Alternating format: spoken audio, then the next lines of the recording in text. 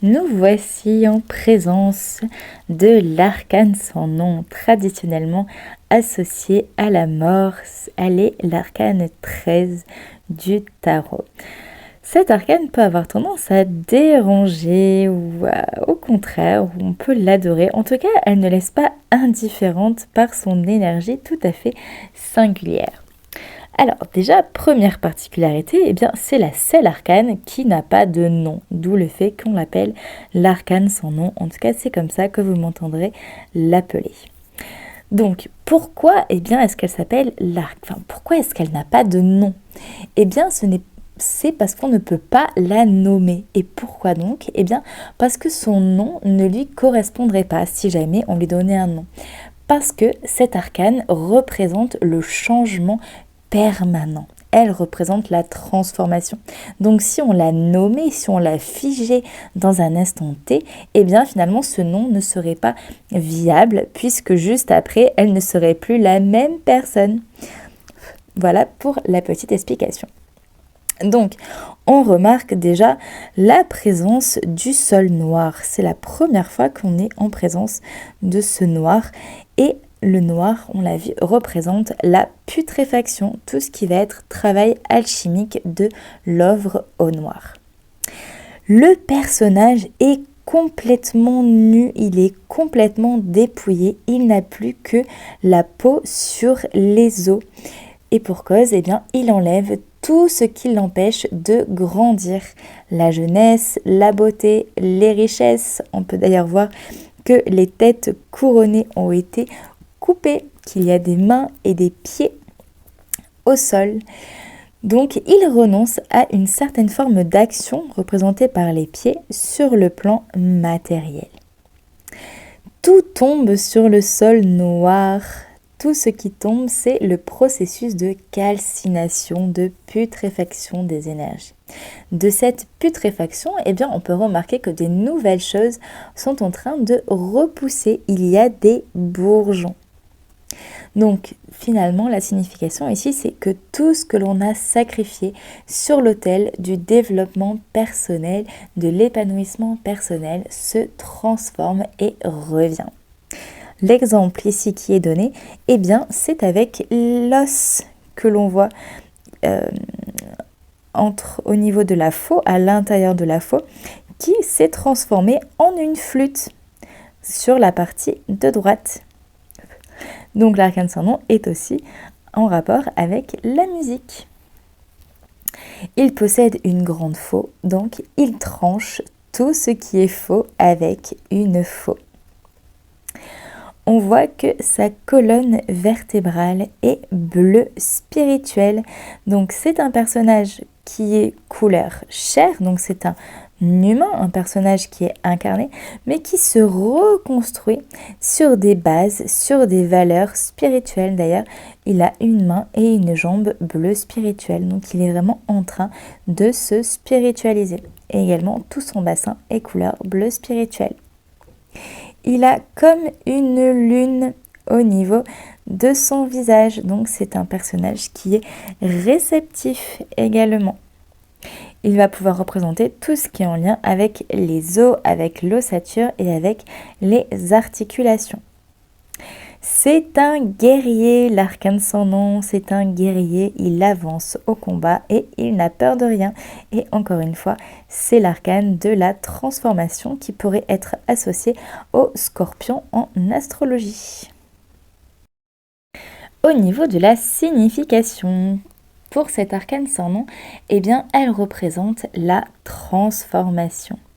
Ce personnage à qui il ne reste plus que la peau sur les os est en pleine transmutation. Il est en train de changer de peau, littéralement.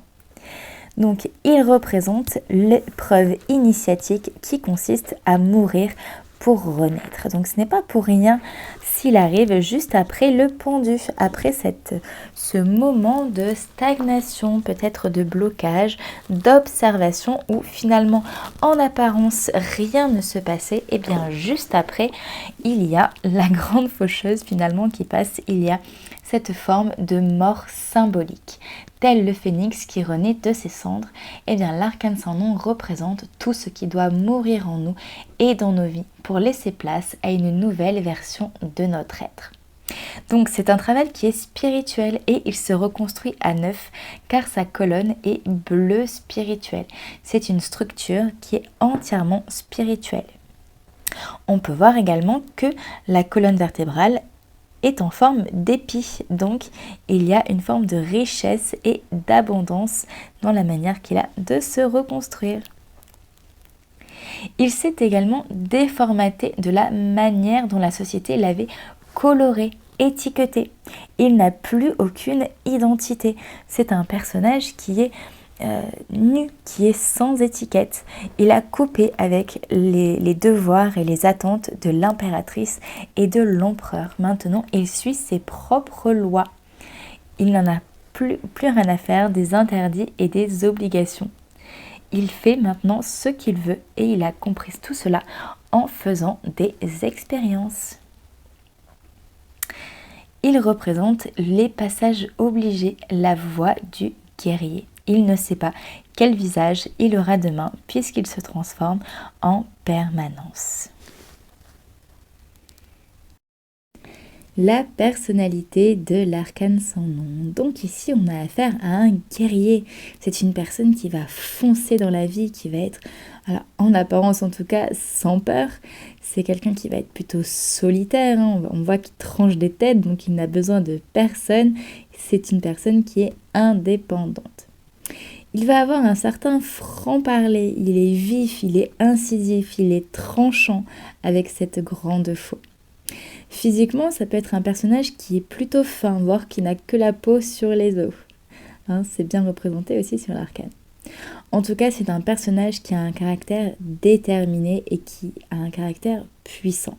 Il ne lâche rien. Il est en constante transformation. Car c'est un être qui a pu être blessé par la vie, mais par contre qui se relève toujours. Il peut représenter un jardinier avec sa faux, un agriculteur ou bien un musicien avec le clin d'œil de la flûte. Les parts d'ombre de l'arcane sans nom. Alors ici, on est sur des belles parts d'ombre puisque on peut avoir une personne du coup blessée, une personne meurtrie qui peut être en grande souffrance intérieure. Ça peut être assez difficile. L'arcane sans nom en négatif peut représenter la culpabilité, l'auto-sabotage, l'autodestruction, tout ce qui est en rapport avec la souffrance, avec le deuil, la perte, la mort, physique ou symbolique, tout ce qui va être perte, séparation, les transformations forcées, les divorces, les conflits, tout ce qui est assez difficile, tout ce qui va être tranchant, va être de l'ordre de l'arcane sans nom. Tout ce qu'on refuse aussi de laisser se transformer, tout ce qu'on refuse de lâcher et qui va venir finalement nous faire souffrir en fait. Il peut y avoir aussi de l'agressivité, de la violence, qu'elle soit verbale ou physique. Il y a une notion de destruction. Voilà, c'est pas l'arcane la plus sympathique qui soit. Quand on parle de part d'ombre, d'ailleurs, il y a quand même une très grande partie de la carte qui est dans le noir. Pour rappel, symbole alchimique de l'œuvre noire, de la putréfaction, de laisser mourir ceux qui doivent mourir. Donc c'est pas évident, ça représente quand même une grande épuration de notre être qui, quand elle est faite en conscience et en acceptation, l'acceptation du pondu juste avant, nous aide dans notre chemin, nous aide à évoluer. Mais quand il y a du refus ou quand il y a de la résistance, c'est assez difficile à vivre et ça peut vraiment faire mal d'un point de vue émotionnel. Pour les mots-clés, nous avons la transformation, le dépouillement, le renouveau, le sacrifice volontaire, faucher, le guerrier, se renouveler, l'épuration et les changements profonds. En négatif, nous avons la souffrance, la destruction, le sabotage, l'agressivité, le refus de se transformer, le deuil et la perte.